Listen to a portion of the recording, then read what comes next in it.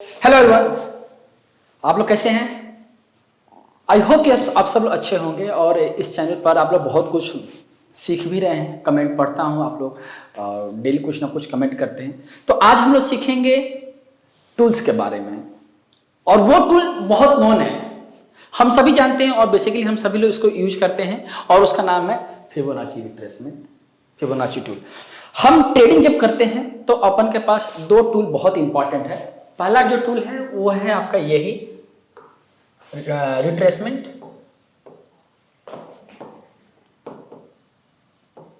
और दूसरा जो है आपका वो होता है ट्रेंड लाइन।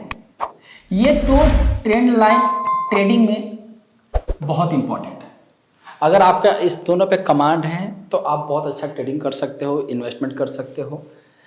ये दोनों बहुत इंपॉर्टेंट टूल हैं। ये पे पढ़ लो, टेक्निकल एनालिसिस अप्लाई कर लो, फंडामेंटल पढ़ लो, कुछ भी पढ़ लो, लेकिन ये दोनों टूल्स अपने आप में बहुत इंपॉर्टेंट है। अब बात ये आती है कि इसको इंट्राडे में कैसे यूज करें, इसको पोजिशनल में कैसे यूज करें, कैसे कैसे सेटअप क्रिएट करता है। जितने भी सेटअप्स होते हैं सब इन्हीं दोनों से तैयार होता है। आइए हम लोग बात करेंगे, आज हम लोग सेटअप स्टार्ट करते हैं रिट्रेसमेंट का, कि रिट्रेसमेंट का क्या यूज है और कैसे इसको हम लोग अप्लाई करते हैं। तो मैं बात करूंगा रिट्रेसमेंट।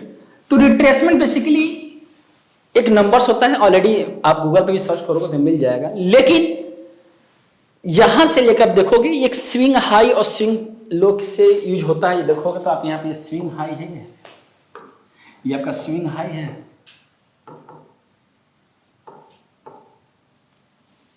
और ये स्विंग लो,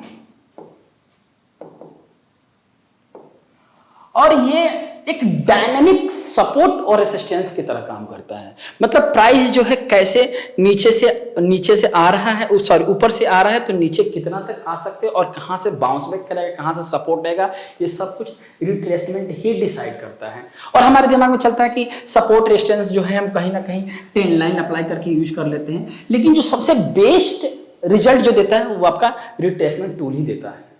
अब रिट्रेसमेंट टूल में अब देखोगे तो ऑलरेडी यहाँ पे 0% है, 14% है, 23% है, 38 है, 50 है, 61, 81, और ये यहाँ से आता है। आप देखोगे तो आपके यहाँ थर्ड नंबर पर यहाँ पर आएगा ये ऑप्शन, और इसको लगाया जाता है। आप इसको इंट्राडे के किसी भी टाइम फ्रेम में अप्लाई कर सकते हो। 5 मिनट से लेकर आपके 100 साल के टाइम फ्रेम तक सेम काम करेगा। और ध्यान में ये आपको रखना है, जो सबसे इंपॉर्टेंट रोल प्ले करता है वो आपका डेली का टाइम फ्रेम। आप स्मॉलर टाइम फ्रेम पे यूज करें, 5 मिनट का टाइम फ्रेम यूज करें, 15 मिनट का टाइम फ्रेम यूज करें, 75 मिनट का टाइम फ्रेम है, लेकिन डेली के टाइम फ्रेम पर जो रिट्रेसमेंट चल रहा है, जो ऑलरेडी आपने अप्लाई कर रखा है, जैसे ये डेली के टाइम फ्रेम पे मैंने निफ्टी पे अप्लाई कर रखा है, तो अगर हम इसको किसी भी टाइम फ्रेम पे कन्वर्ट करते हैं, जैसे एग्जांपल मैं आपको बता देता हूं, अगर मान लो कि मैं इसको यहां से 15 मिनट का टाइम फ्रेम करता हूं और 15 मिनट का टाइम फ्रेम पर सेट करूंगा, तो ये ऑलरेडी हमारे पास ऐसे ही रहेगा, ये एज इट इज रखा जाता है। ऐसा नहीं कि आप इंट्राडे अगर यूज कर रहे हो तो इस पर दूसरे तरह से आप रिट्रेसमेंट अप्लाई कर लो, आप अप्लाई कर सकते हो, इसमें कोई मनाही नहीं है, बट ये इसको रिप्लेस नहीं करना है, क्योंकि ये जो डेली के टाइम फ्रेम के जो रिट्रेसमेंट्स होते हैं ये प्राइम रिट्रेसमेंट होते हैं, ये बेस्ट रिजल्ट देते हैं। ये पोजिशनल डेस्टिनेशन बताते हैं कि कहां तक प्राइस चलता है, क्योंकि एक ट्रेडर के माइंड सेट पर हमेशा क्या चलता है कि क्लोजिंग प्राइस क्या होना चाहिए, क्लोजिंग प्राइस क्या आएगा, तो ये सब यही डेली टाइम फ्रेम का जो चार्ट होता है वो ही डिसाइड करता है।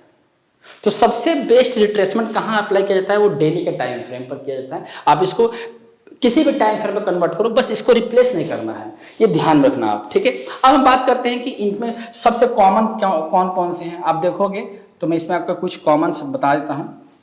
देखो, जब रिट्रेसमेंट की बात करते हैं तो यहाँ पे जो सबसे कॉमन है वो है, अब तो मैंने इसको ऐड किया है 14% को, तो 14% बेसिकली कोई रिट्रेसमेंट नहीं है। एक्चुअली क्या होता है कि जब हम लोग काउंटिंग कर रहे हैं तो इसके पार्ट को हम लोगों ने 14% निकाला है, मतलब आई मीन कोई भी इलियट वेव में जो सबसे मिनिमम फॉल आता है वो 14% पाता है, तो इसीलिए मैंने इसको 14% पर रखा हुआ है। आप इसको रिप्लेस कर सकते हो, अगर आप टेक्निकल एनालिसिस करते हो तो इसको रिप्लेस करने से कोई नीड नहीं है। हम कभी इलियट वेव पर डिटेल में पढ़ाएंगे कि एक्सटेंशन में जब पढ़ते हैं तो एक्सटेंशन में इसका यूज होता है, तब हम आपको लगाने सिखा देंगे। कॉमन की बात करते हैं तो 23% बहुत कॉमन है, 38.2% बहुत कॉमन है, 50% भी कॉमन है, लेकिन ये डिफॉल्ट है। ठीक है, इसकी कोई कैलकुलेशन नहीं, ये रखा गया है 61% सबसे ज्यादा इंपॉर्टेंट है, क्योंकि यही पर एक रिवर्सल साइकोलॉजी बनती है। ये ध्यान रखना, इसमें कोई मॉडिफिकेशन नहीं रहेगा, मतलब आपके 61.8% मतलब कोई चेंज नहीं होगा। यहां से ही प्राइस मैक्सिमम ट्रेंड चेंज होते हैं, ये लिख लो, ये ट्रेंड चेंजर की तरह काम करता है। 61.8% ट्रेंड चेंज की तरह काम करता है। और यहां पर मैंने रखा हुआ 81%, मैंने कुछ रिटेशन मॉडिफाई किए हुए हैं, आप इसको 78.6% भी रीड कर सकते हो। ठीक है, बेसिकली 78.6% और 81% में कोई खास डिफरेंस नहीं है। इलियट वेब में सबसे ज्यादा इंपॉर्टेंट और सबसे ज्यादा यूज होने वाला जो रेशियो है वो है 81%।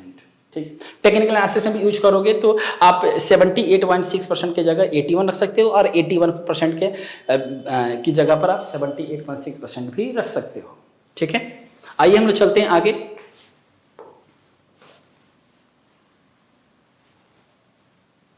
तो जैसा कि आप देख रहे हो कि मैं एक स्विंग लो ले रखा हूं और एक स्विंग हाई ले रखा हूं, और बहुत सारे एग्जांपल दिखाऊंगा। तो इस स्विंग लो से प्राइस ऊपर की तरफ गया है, मतलब यहां से ऊपर की तरफ गया है, और ये हमारा जो है ये स्विंग हाई बन गया है ना, ये स्विंग हाई बन गया।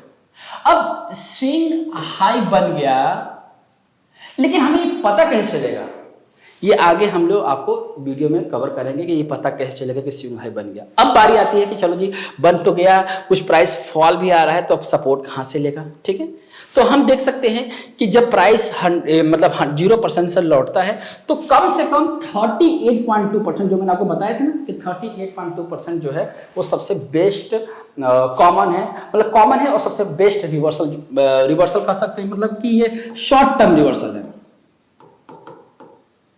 यहां से प्राइस रिवर्स कर सकता है, और 61% से करेगा ही, ये दोनों में डिफरेंस है। ये कर सकता है मतलब यहां पर अगर यहां पर कोई शॉर्ट इनिशिएट किया हुआ तो वो यहां पर जनरली बुक कर लेता है, और दोबारा इसको ब्रेक करते हैं तो मतलब 61% और प्राइस को आ सकता है। ठीक है, तो ये टूल्स हैं, और इस टूल में और कुछ सबसे ज्यादा अगर इसका रिस्पॉन्स लेना है, मतलब सबसे ज्यादा इसका इंपॉर्टेंस अगर हम देखना है, तो हम आपको टेक्निकल में बता देता हूं पहले कि कुछ चीजें हैं, जैसे कि आपको मैंने बताया कि ट्रेंड लाइन,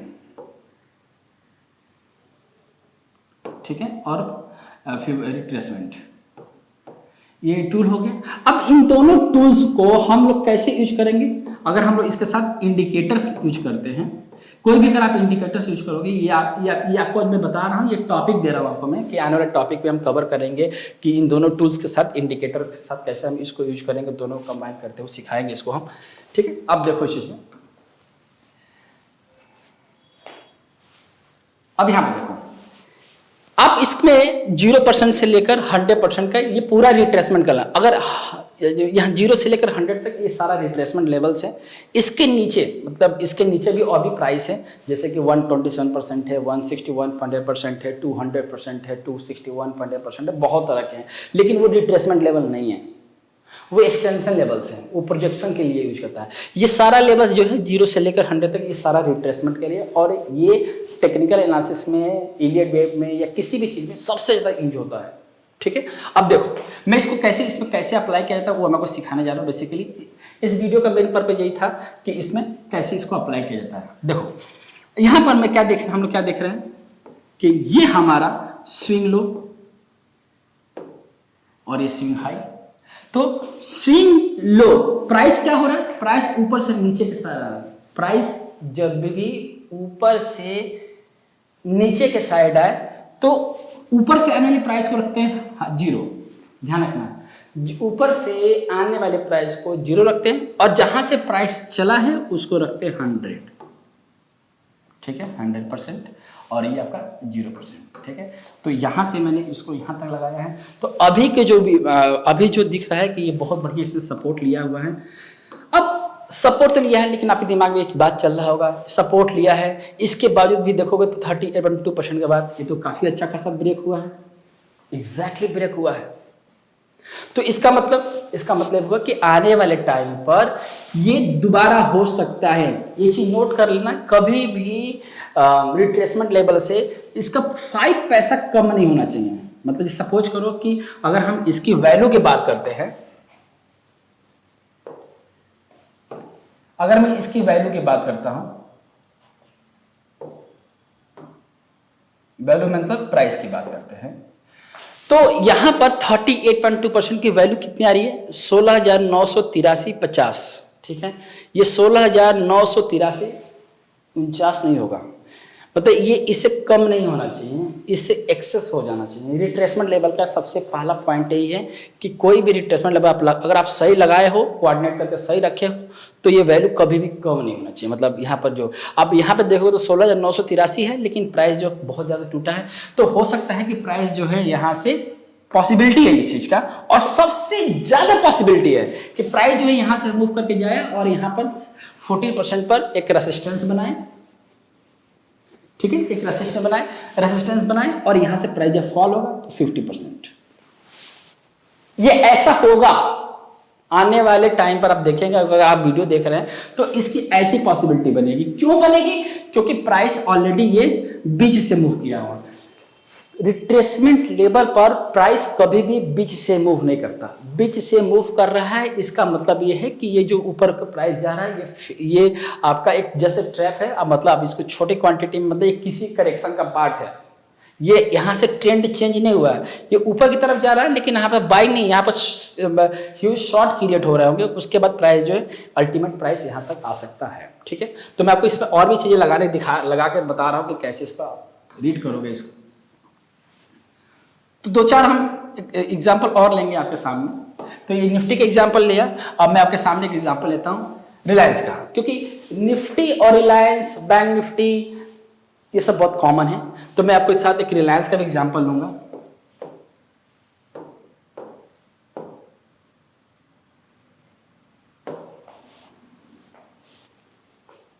यहां पर मैंने कोई यूज नहीं किया है, मतलब कुछ भी मैंने यहां पर रिट्रेसमेंट नहीं लगाया है। आपके सामने सारा रिट्रेसमेंट लगाऊंगा। अब रिलायंस को लेने का मेन पर्पज था कि बहुत कॉमन है, निफ्टी को लोग कहते हैं कि निफ्टी के साथ चलता है, अगर ये इसका ट्रेंड पकड़ में आया तो निफ्टी का ट्रेंड को आइडेंटिफाई कर सकते हैं। अगर निफ्टी चल रहा तो रिलायंस चलेगा, रिलायंस चला तो निफ्टी चल रहा, रिलायंस टूटेगा तो निफ्टी टूटेगा, निफ्टी टूटेगी तो रिलायंस टूटेगा, ऐसा मानना है लोगों का।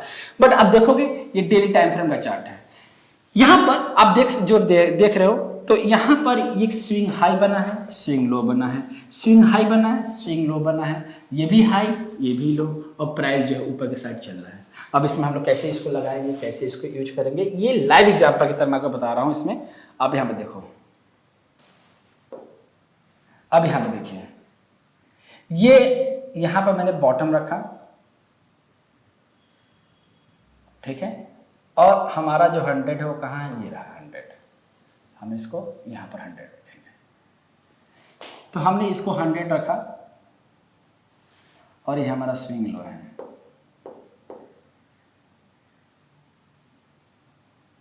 ठीक है, स्विंग हाई और स्विंग लो, ठीक है, ये स्विंग हाई है, स्विंग लो। इसके बाद जब प्राइस ने मूव करना शुरू किया तो कहां पर गया, 81%। तो 81% पर इसने क्या किया, रेसिस्टेंस को फील। यहां पर रेसिस्टेंस है, यहां पर रेसिस्टेंस बना हुआ है, तो यहां पर हम इसको क्या करेंगे, सेल करेंगे। ठीक, सेल का कंफर्मेशन के लिए मैं आगे और भी चीजें मैं वीडियो में कवर करूंगा।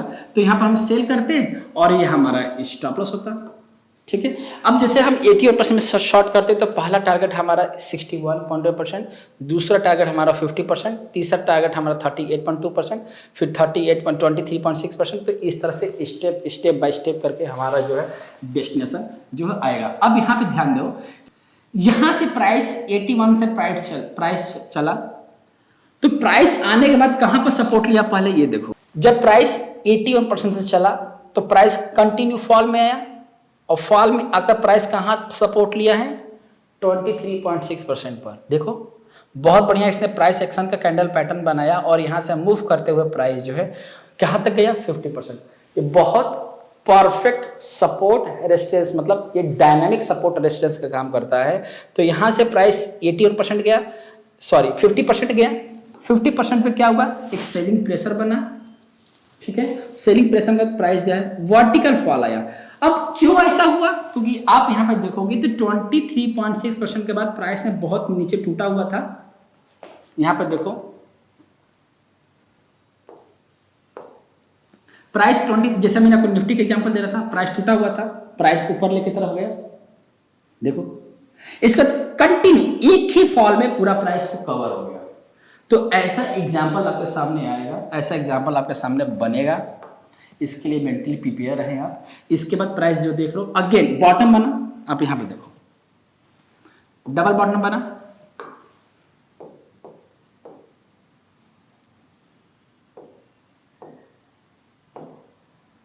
ठीक है, परफेक्ट डबल बॉटम।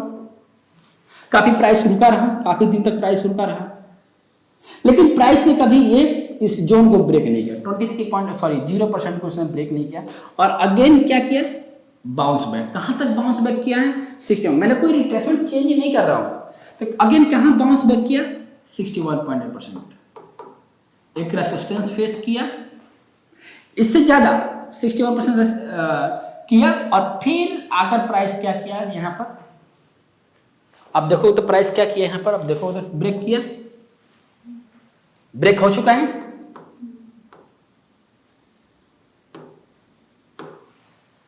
अब जब ये ब्रेक हो चुका है तो रेसिस्ट यहां पर जो रिट्रेसमेंट लगेंगे वो चेंज हो जाएंगे।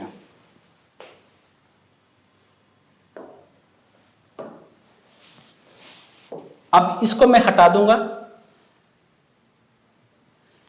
ये हट गया, यहां पर लो लग चुका है।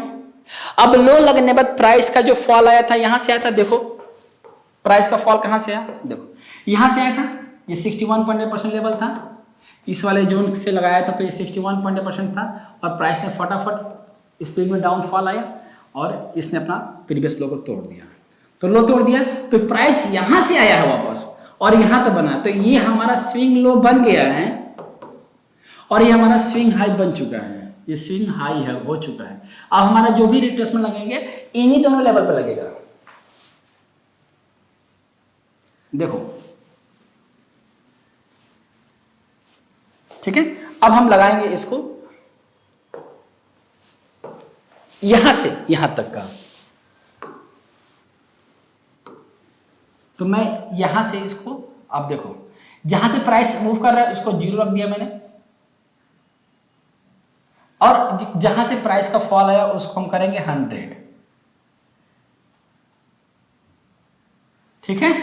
अब इसको थोड़ा सा हम बड़ा कर देंगे, अब देखोगे तो यहाँ पे मैंने 10 लाइन भी अप्लाई कर रखा है, तो इसको मैं डिलीट कर देता ताकि आप कंफ्यूज ना हो। अब इसको थोड़ा सा बड़ा करके आपको हम लेके चलते हैं। अब देखो क्या देख रहे हो कि प्राइस जो है कंटिन्यू चल रहा है और 50% पर प्राइस जो है कंटिन्यू ट्रेडिंग कर रहा है 50% पर। अब ध्यान रखना कि अगर ये 50% पर है और यहाँ पे कोई प्राइस एक्शन का कोई कैंडल पैटर्न बनता है तो ट्रेंड क्या होगा, चेंज होगा। अगर नहीं बनता है तो अगला डेस्टिनेशन क्या बनेगा, अगला डेस्टिनेशन क्या बनेगा, वो बनेगा 61.8%। और मान लो कि 61.8% पर भी कोई बेयरिश कैंडल पैटर्न नहीं बनता है तो प्राइस का अगला डेस्टिनेशन क्या होगा, 81% होगा। और सेम हियर कि अगर कोई चीज बेयरिश कैंडल पैटर्न नहीं बनता तो अगला डेस्टिनेशन 100, उसके बाद 127%। और ध्यान रखना कि अगर प्राइस 100 ब्रेक करता है तो ये क्या हो जाएगा, आगे के डेस्टिनेशन चेंज नहीं होगा लेकिन डेस्टिनेशन खुला रहेगा। क्यों, क्योंकि 100 के बाद प्राइस क्या होता है, एक्सटेंशन में इंटर करता है, ठीक है। और अगर मान लो कि ये प्राइस जो है ये ऐसा हुआ और यहां से एक रेसिस्टेंस फेस करता है, यहां पर एक रेसिस्टेंस को फेस करता है और प्राइस का वो डाउन ट्रेंड आता है, और डाउन ट्रेंड ये चेंज नहीं होगा जब तक ये प्राइस का ये लो नहीं ब्रेक करता। जैसे ही प्राइस का ये लो ब्रेक करेगा आप क्या करोगे, इसको कर दोगे आप 100 और इसको कर दोगे आप 0। कब ये चेंज करोगे, जब ये 100 का ब्रेक होगा। तो अगर नहीं ब्रेक होगा तो रिट्रेसमेंट लगा पड़ा है और ये आपका लो लगा पड़ा है और ये आपका मैक्सिमम टारगेट आपका ये पड़ा हुआ है, सिंपल है। तो ये छोटा सा मैंने वीडियो आप लोगों के नॉलेज के लिए बनाया हूँ और इसमें बहुत कुछ है समझाने के लिए, बताने के लिए, जो आने वाले वीडियो में आपको कवर करूंगा, मैं आपको बताऊंगा भी। और मैं उम्मीद करता हूँ कि इसमें बहुत ढेर सारा क्वेश्चंस को क्रिएट करेंगे, आपके बहुत सारे क्वेरीज आप लोग इस पर डालेंगे कमेंट बॉक्स में और पूछने की कोशिश करना। जैसा ये वीडियो हो आपको बताना हो कि वीडियो में आपने क्या सीखा है, तो उसी के बेसिस पर मैं आगे वीडियो बनाऊंगा। ठीक है, तो मिलते हैं अगले वीडियो में। और जो भी ब्रदर्स एंड सिस्टर हमारे चैनल पर नए हैं, मतलब आप अपने चैनल पर नए हो, तो इसको जरूर से सब्सक्राइब कर देना और बेल आइकन जरूर दबा देना। क्यों दबाना है और क्यों सब्सक्राइब करना है, उसका एग्जाम्पल ये है कि आपको यहाँ पर बहुत कुछ सीखने को मिलेगा। ठीक है, तो मिलते हैं अगले वीडियो में, तब तक अपना ख्याल रखिएगा। All the best everyone.